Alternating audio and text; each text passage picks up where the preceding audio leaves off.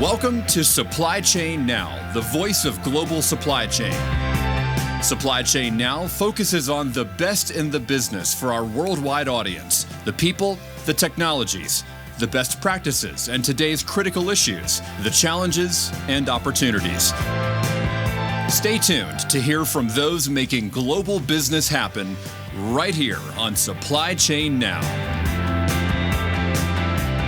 Hey, good morning, good afternoon, good evening, wherever you are. Scott Luton with you here on Supply Chain Now. Welcome to today's show. Hey, on today's show, we're continuing a new series of interviews that really focus on healthcare supply chain leadership. So, there aren't too many topics that impact everyone more than supply chain management and healthcare. And we're delighted to continue this important series here at Supply Chain Now with a recognized leader in the healthcare industry and an organization that was recognized with a number 3 ranking in the most recent Gartner Healthcare Supply Chain Top 25. So with that said, I want to welcome in Bill Sellis, Senior Vice President, Supply Chain with Corewell Health. Bill, how you doing? I'm doing really well. Thanks for having me today, Scott. You bet. Okay, we've really enjoyed getting to know you better pre-show and doing some of our due diligence on you and your organization and all of its growth and its mission. So before we get there, though, I want to start with getting to know Bill Sellis a little bit better. So, Bill, where'd you grow up? I grew up in West Michigan. I had a chance to move around the state with a prior employer, which was actually really beneficial now that I work for a statewide organization, but settled back in West Michigan to join what is now Corewell Health about 11 years ago. 11 years ago. And we're going to dive into some of what you've learned in those 11 years for sure. But before we do that, so I understand our team has uncovered that you are a passionate college basketball fan. Is that right? Yeah, that's right. I'm guilty of that. I will be taking, I treat the start of the NCAA tournament as a holiday every year. And so you will not find me those Thursday and Friday afternoons. I will be watching the tournament somewhere, but not in my office. I love it. Okay. So maybe you can submit your brackets so I can learn from the experts in my own March Madness brackets. But in particular, you're a Michigan State fan. Is that right? Yeah. I, just growing up in West Michigan, you kind of get to pick between the 2 big state schools, and was not a difficult choice for me, I will say. And so it's, March is definitely the time where Michigan State fans kind of come alive. And so it's an exciting time. Everybody's full of optimism, and, we will hopefully not be too disappointed in the early days of the bracket, but few things like college basketball and the winner takes all approach. Man, what is such a special time of year, March Madness. Whether you follow basketball or if you don't, you can have a lot of fun with it. And of course, Michigan State, coached by a legend, he'll be in the Hall of Fame at the minute he hangs it up, probably. So good luck to the Spartans. And by the way, great supply chain management school, by the way. Okay, so let's get into industry. You've got a very interesting background. So, Bill, you left Target, all right, the big retail behemoth, in 2012. You've been in healthcare, as you mentioned, now for over a decade, about 11 years. So the first question for you, from a supply chain management standpoint, what has been a critical learning for you early on, especially as to the uniqueness of the healthcare industry? Yeah, maybe a couple things from a healthcare industry perspective. I want to use the word critical, and I would say that's certainly the case. I mean, I can remember my days in retail supply chain, and while you never want to stock out in retail supply chain, realistically, someone buys a different brand of ketchup, or they get a shirt from a different retailer. Healthcare supply chain doesn't have that same luxury, so really delivering for our patients is critical. Another thing that's different, though, candidly, is going from a very large and progressive retailer into an industry that is just less mature is being met with some of the lower maturity elements of the healthcare supply chain relative to retail and other more mature industries. Some of that comes from a history of outsourcing that's been in place in healthcare supply chain that other industries, really didn't experience. A lot of that also, though, just gets from the market dynamics. You see, working for Target, you're the big company buying from small companies. And in health systems, up until the last, decade or so, you largely had mostly smaller hospitals buying from very, very large suppliers. And so, when you look at even large health systems like Corewell, we represent typically less than 1 or 2% of the book of business of any of our suppliers today. Amongst the things you shared there, I think it's really important for folks to take away that the maturity curve in healthcare for the supply chain profession right? The good news on the flip side of that, though, is how really the healthcare industry has been embracing the supply chain management profession for years now. And I would argue, Bill, it's probably one of the reasons why they were able to navigate through the pandemic as well as they were able to. Bill, would you agree with that? Yeah, I would absolutely agree with that. Organizations that invested in their supply chains did far better in the pandemic than those who didn't. Additionally, from an industry maturity perspective, healthcare doesn't have to carry the burden of figuring out the new solution. We get to look at automotive and retail and CPG and other industries and see best practice. And not all of it fits for healthcare, but most of it does. And what that allows is for us to, not be carrying the machete going through the jungle, but we get to walk the path behind that person. And that's a perfect segue to this next question, because if there's anything I really admire about some of the healthcare organizations I've been really pleased to rub elbows with is how they hire from outside the industry. And to your point, bring that critical experience and expertise about how supply chain is done elsewhere into healthcare, right, where it's life and death and outcomes driven. So to your point, from a leadership or maybe even an operational standpoint, what's one common theme between what you experienced in a retail environment and then what, of course, you've spent the last 10, 11 years in a healthcare environment? Yeah, I would say operationally, just from an industry standpoint, retail to healthcare, we're still buying finished goods. And so the general supply chain is fairly similar from a footprint perspective. The global dynamic of the supply chain is consistent. I can remember, making an expression when someone asked me why I was leaving Target. I said I really wanted to do something that was more than just, moving diapers and toothpaste. And then I remember walking into the distribution center the first day for what was then Spectrum Health, now Corewell Health. And, I'm greeted with diapers and toothpaste on the shelf of things that we deliver to our patients in the hospital. So there's a tremendous amount of overlap. But then the one piece that you mentioned just a minute ago, is really the investments that have been made in the healthcare supply chain. And so, the industry, just in terms of maturity and, really where it's going and the nature of how supply chain is used strategically within health systems today, that is starting to feel much more similar to what it was in retail, which is a welcome change. Yeah, love that. Okay. Diapers and toothbrushes, is that what you said? What's old is new. Okay. So I want to level set here because some folks may not know just the breadth of Corewell Health's footprint. So your organization is a not-for-profit health system that encompasses over 60,000 team members, 22 hospitals, over 300 outpatient locations, and that's just really the tip of the iceberg. There's a lot more to there. So in your words, tell us if you had to describe Corewell Health in kind of in a nutshell, what would that be, and where do you spend your time as Senior Vice President of Supply Chain? Yeah, so Corewell Health is a fully integrated health system, which means we really have all levels of care. And included under that umbrella is a 1.3 million member health plan. And so, we've got this tremendous opportunity because we have everything from ensuring the member to caring for the patient and all the different places where they could get care. That we have, and also just our scale and size in the state of Michigan, we have a real opportunity as an organization to reposition healthcare in the state of Michigan, which is pretty motivating. At an organization level, we're a pretty progressive company. We've got a fairly young senior leadership team that is, well experienced, but also, is not beholden to ways that the industry has always worked, which is really exciting.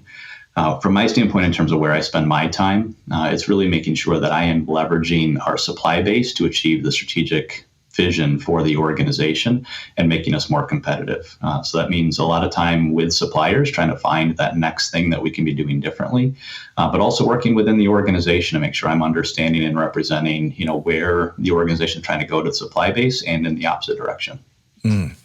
Let me pick up on one thing you shared there. During my time in the manufacturing space, one of the most valuable things that where I spent my time was going out and meeting with suppliers face-to-face, walking their facilities, sitting down, problem solving, or just finding better ways. You were just talking about, spending time with your suppliers. How important is it, if you were telling our listeners, get off email, get off text, go out and meet them face-to-face? How valuable is that? It's incredibly valuable. I would say that it probably happens less in healthcare supply chain than it does in some other industries, maybe just because of some of those market dynamics I referenced earlier. But Realistically, all great innovation happens from people connecting and thinking about problems differently. I can say that some of the most exciting things that we've been able to do from a Corewell Health supply chain perspective have been because of that specifically, on working with our supply base in a really different fashion and just having open-ended conversations about problems and seeing where that will lead us. Bill, I love it. All of that needs to be back on a T-shirt, and it needs to be a mantra. That's how the industry can move forward regardless of sector. So love that. Okay, so I've been stalking you a little bit, Bill. Prior to that interview, I was checking out your LinkedIn profile and some of the stuff you put out. Really enjoyed it. And I came across these 3 leadership priorities that you list in your LinkedIn profile. We won't hit all of them, but your number 1, if you can speak to this immense value of developing a great team at all levels. Yeah. Scott, I think I probably wrote that about a decade ago. And, when I was going through and just trying to understand what really has been true for me in my career, it started by identifying that the times when I've been happiest and achieved the most have been when I've been part of great teams. And also when I've been leading teams of people who are high performing. And, so from my vantage point, I view that high performers really only want to be around other high performers. And I think that, if you create a culture where high performers have the latitude to be successful, really have that empowerment to do the things that are progressive and move them forward, whether it's in their resume or their career or just the things that they're trying to accomplish in their current position, you get really impressive results from people. And so, in that, I'm just the sort of person that loves the phase of building new teams, kind of getting that dynamic right. And then trying to bring that down through every layer of the organizational structure. And so when, team members decide where they're going to choose to work, I believe in trying to grow and develop people so they would be marketable anywhere, but treat them so well that they choose to stay. That's been very successful for me in my past, and something that's, really been, I think an early element of what's making our Corewell Health team come together well, is just that focus on investing in strong people. Bill, I love that.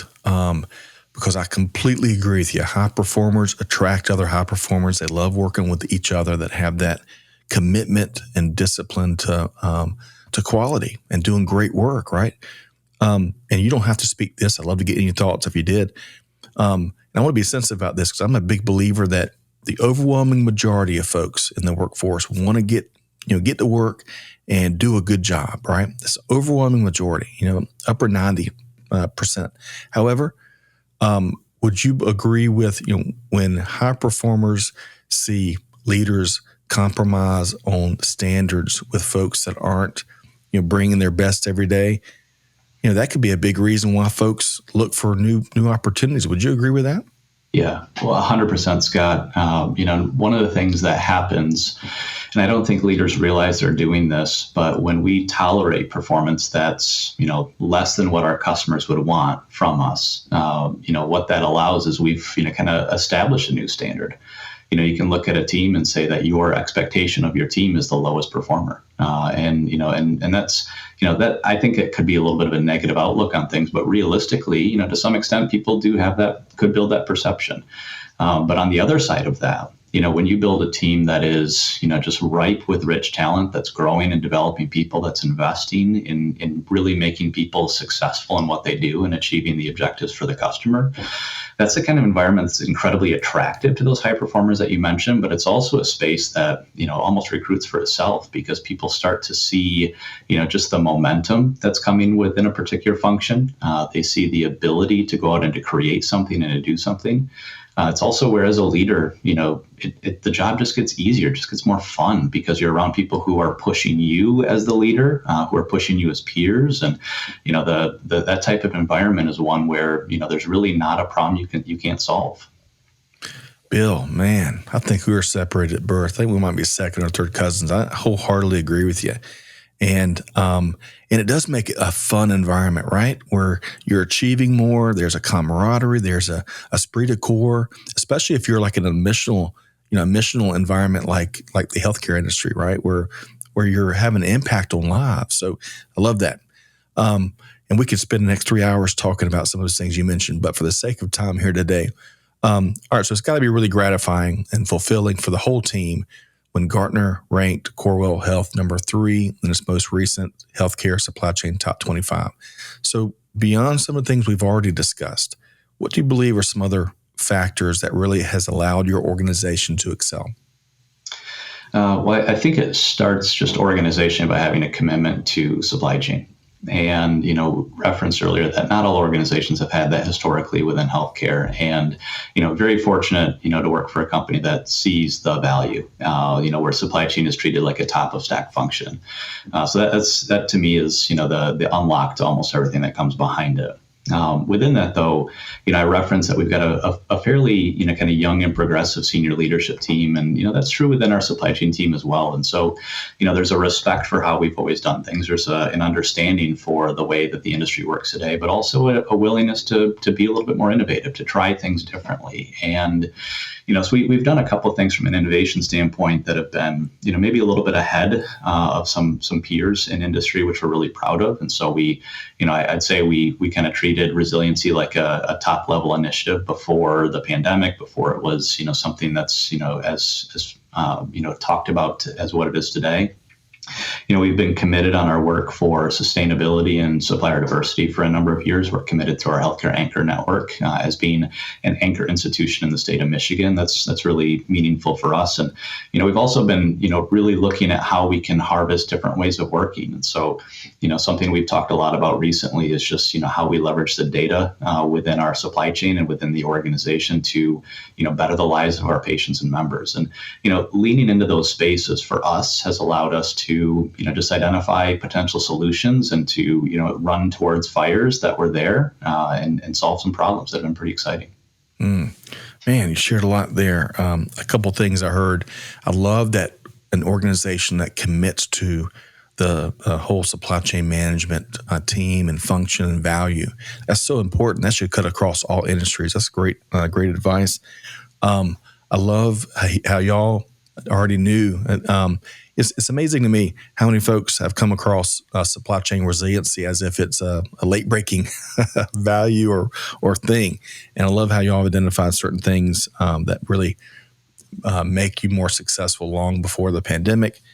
And then thirdly, I loved your point there about running to the fires. You're not shying away from problems or opportunities or tough conversations. Man, folks, when you've got a high-performing team like clearly y'all have there, you're empowered and you're confident to do more of running to the fires and making things better.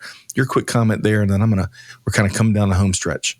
Yeah, for sure. Well, and I think some of that, is just the focus on the problem statement so often. And, one of the things I reference is that, as an organization that really controls all elements or plays in all elements of the healthcare continuum, we can work with our suppliers in a way that is exciting for them also. It's one of those cases where, there's some really deep rooted issues. And when we can bring a supplier into that risk equation, that's pretty exciting because historically, we've lacked that alignment as an industry. And what that's meant is our suppliers have been, unfortunately just unengaged to some extent in that work. And, our suppliers want nothing more than to make sure the work that they're doing is improving the outcomes for a patient. And so that's some of the exciting work that's there and, some of what's ahead for us at Corewell that I'm really excited about.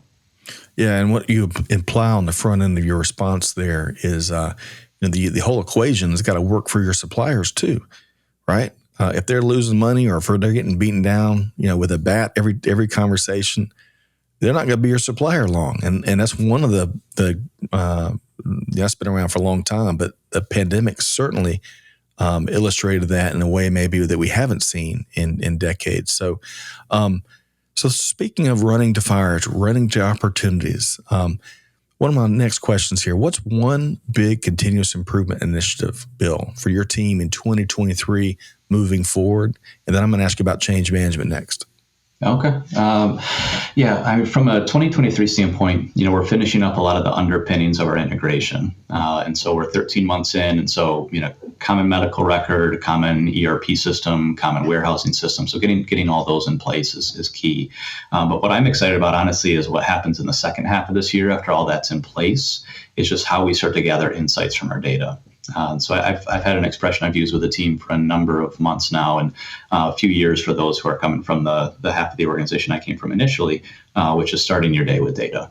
I have this belief that no industry has more data at its disposal than healthcare. Unfortunately, I think no industry uses less data than healthcare. And so, we've got a tremendous amount of insight and opportunity to do things differently from a healthcare supply chain perspective, just by using the data that's in front of us. And then by connecting that upstream with our suppliers, and really, getting that full look at patient outcomes, total cost of care, as we keep leaning in on that work and keep driving that, that's a space that, that's the back half of 23 for us, but that's going to be most of 24 also, just really harvesting insights that we can leverage. Okay. I'm going to be sharing with my 3 kids that in addition to their OJ and their Fruity Pebbles, they need to start their day with data and they can be better off. I love that, Bill. Okay, so you're talking about continuous improvement and opportunities, and we have so many different opportunities, right? So in your career, as you're driving those gains and driving that continuous improvement, driving change, what is one element of your approach to driving change that's really worked well in your career? I'll say this is a space that Corewell Health does really well. We've invested a lot in just formal change management training for leaders. So for us, that's meant, adopting some formal change practices, and there's a variety of good ones that are out there. But, so much just really just starts though with bringing people with you in change. I talk to people about, this excitement that can come from change, but also the nervousness that comes through change, and really making sure that you're being situational with people and guiding them through, wherever they may be in that change continuum. Your job as a leader is the person who often goes through that first and sometimes fastest, is, recognizing that others might be in a different position and pulling them through the process. And sometimes you have to pull, and there's some people who don't always make it through a change, but, for the most part, people want to come out the other side, but change is tough. We all complain every time our iPhone updates. That's a small change. When you're driving organizational change, it requires a level of discipline and work and people-centeredness to that.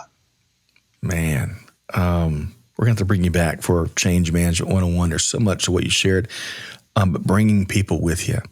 Bring people with you. And I think a corollary to that, I would argue, is drive change with your people, not to your people. So Bill, a lot of good stuff there. And you're right. When your smart device reloads or you get the blue update screen on your PC, man. Okay, so as we're starting to wrap up our interview here with Bill Sellis with Corewell Health, I want to ask you just a couple questions, final questions. One of my favorites that I've been talking with healthcare leaders really beyond this series, for most of my career. Bill, what's one thing that you think a lot of our listeners or just folks out in the marketplace that are customers, because we all are, of the healthcare industry, what's one thing that they don't know or understand about supply chain management in the healthcare industry? No, I think honestly people don't think about it even as a piece of the marketplace. I'll be candid, I didn't when I was in my retail role. If you look at healthcare supply chains today, though, they're significant. While no one teaches healthcare supply chain in schools, we tend to focus on manufacturing and kind of our more established and brick and mortar industries. The healthcare supply chain is really significant, and the opportunity is there. Also, it's not hard to connect to purpose. There were times, and I said as much, is that there were times where, I loved the work that I was doing, but the medium of retail didn't do it for me, and it does for others, and that's fantastic. But I'll tell you, there's nothing quite like spending, a little bit of email time sitting in the lobby of a children's hospital to get you motivated as to, why you do what you do. Healthcare just has that in a way that other industries, would have a difficult time replicating. All right, Bill. So great conversation. I'll tell you, we need a couple more hours to book in next time. We'll have to have you back. I want to wrap with this final question to you. I've been posing this question, far beyond the series for most of my career, as I've really wanted to understand supply chain management in healthcare better. So from your perspective, what's one thing you think that folks don't know or understand about supply chain management in the healthcare industry? Yeah, I think supply chain management in the healthcare industry is probably outside the consciousness for most people. And we don't learn this in school. When we take supply chain classes, even at large universities that have a strong program, it's focused typically on more established industries like automotive and manufacturing and CPG and the like.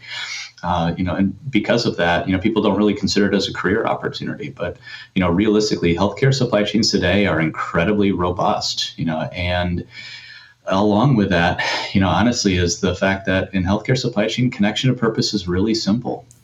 If I'm ever feeling that disconnect, if I spend too many days, in the basement or in the corporate setting, in one of our offices, the simplest thing I can do is just go spend some email time working in the lobby of the children's hospital. I mean, you spend an hour or two there watching families come through, and, you are motivated to do anything and everything to improve your supply chain at that point to help those patients. And so connection of purpose in healthcare supply chain is really simple. Really lucky to be able to have that kind of connection. Bill, you couldn't have said it better. If you ever need a moment to understand why you're doing what you're doing, you're spending an hour or so in that lobby and seeing the folks that are the beneficiaries of all the great work you and your team and really the whole healthcare industry is doing. Man, it's got to be some powerful time spent. Bill, really have enjoyed your perspective here today. Again, we're going to have you back. There's so much more we couldn't get to, but we really have enjoyed the last 30 minutes or so. So how can folks learn more? How can they connect with you and all the cool things you are doing at Corewell Health? Yeah, you can find me simply on LinkedIn. So Bill Sellis, Selles. And then all the things happening at Corewell Health, quickest way is either through our social media accounts or just going to corewellhealth.org. Learning more about what we do as an organization. Wonderful. Well, Bill, thanks so much for spending some of your valuable time with us here. We've been talking with Bill Sellis, Senior Vice President, Supply Chain with Corewell Health. And Bill, we'll see you again real soon. Great. Thanks so much, Scott. Enjoyed it. You bet. Folks, man, what a great conversation. I've really enjoyed, hopefully you have too, this new series within a series really focused on the intersection of supply chain management and the healthcare industry. So, but folks, it's all about deeds, not words. Take to heart and put to action some of what you heard here from Bill, especially that bring people with you. I love that universal value and truth that's in that phrase there. So, but I hope you enjoyed the episode. Hey, find us on YouTube. Find us wherever you get your podcast. Don't forget to subscribe so you don't miss powerful conversations like this one. And whatever you do, Scott Luton, on behalf of the Supply Chain Now team, challenging you to do good, to give forward, and to be the change that's needed. And we'll see you next time right back here at Supply Chain Now. Thanks, everybody. Thanks for being a part of our Supply Chain Now community. Check out all of our programming at supplychainnow.com and make sure you subscribe to Supply Chain Now anywhere you listen to podcasts. And follow us on Facebook, LinkedIn, Twitter, and Instagram. See you next time on Supply Chain Now.